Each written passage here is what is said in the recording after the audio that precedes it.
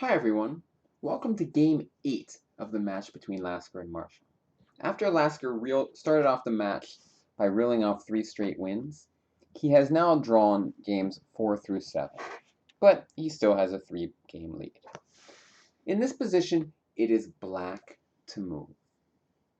Now, what would you do here for black?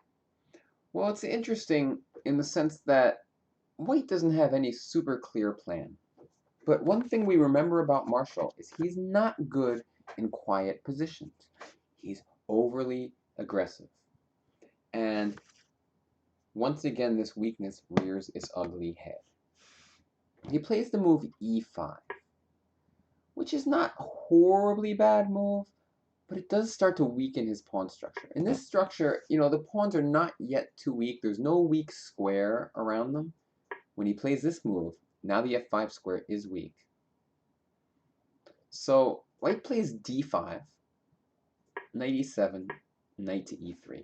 I just don't like this e5 move. Even though Houdini will tell you it's okay, I think this is where all of Marshall's troubles began. So now he played the move c6. White played a good move, pawn takes, rook takes. And now is when I really like what white did. The question now is, what should white's plan be? And I think Lasker came up with a very nice plan here. And feel free to pause your video and try to find it, with the understanding that there's not only one good move here for white, but I do like what he did. And in fact, it's one of Houdini's first choices. Although, honestly, Houdini rates pretty much every choice equally here. Alright, so he came up with a really nice plan. He wants to play the move f4. However, pawn takes doesn't help that much. The rook has an open file, and it's not too easy to attack these f-pawns. So what he did instead, rook on h to f1. And now the plan is after rook e8, now f4, and everything's different. First of all, if e4,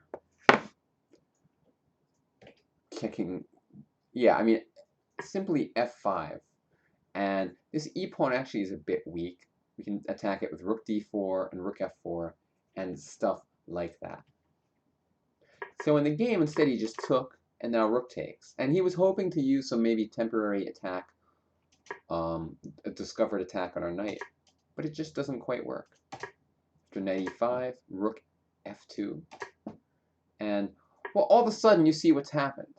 The pawn structure was normal. Now, black has 2 doubled pawns on an open file, where white's rooks can just bear down on them. So again, Lasker demonstrated his superior technical and positional understanding, whereas Marshall demonstrated his inability to just relax and do nothing and just kind of stay solid. Couldn't help himself, pushed too hard, and now he has these weak pawns, which Lasker tortures him with for quite a while. Trades. And we're just going to look at the rest of the game pretty quickly, but needless to say, it's brutal. He goes after the h-pawn. And look at this move c4. Now he has the d5 square for his knight. a5. And just slow torture. Knight f6. I mean, there's many different ways to win the game. I'm just kind of showing you how it goes down. I mean, obviously, black is just defending his weak pawns, wasn't able to do it, and white's rook is completely dominating the position. h5 is a very strange move. I'm not sure why it occurred. I guess the thing is, if knight check, rook c7 mate is a threat. But still seems like an odd move. And for some reason, this game goes on a little longer than it should. As you can see here, this is not needing to continue. But let's look at the rest for fun anyway. I have no idea why it's still going on. Oh, now he resigned.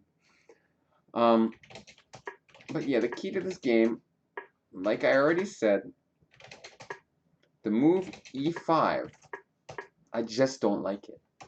And it gives white really easy pawn play, like pawn structure play. Because this idea, rook f1 and f4, would not be possible with the pawn on e6. You know, if the pawn was in e6 and white went f4, maybe black could just go f5. And then how does white affect the pawn structure change at that point? It's much, much harder. But in this case, f4 was just good, and black suffered and lost.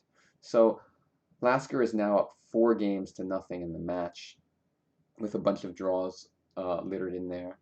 And he's really showing that he's on simply another level of chess understanding than Marshall. I mean, Marshall had a good tournament result, some attacking play, but when it comes to technical, positional, you know, all-around play, he's just no match for Lasker. Thanks, guys, for watching, and we got more games from this match, so I'll see you tomorrow. Bye-bye.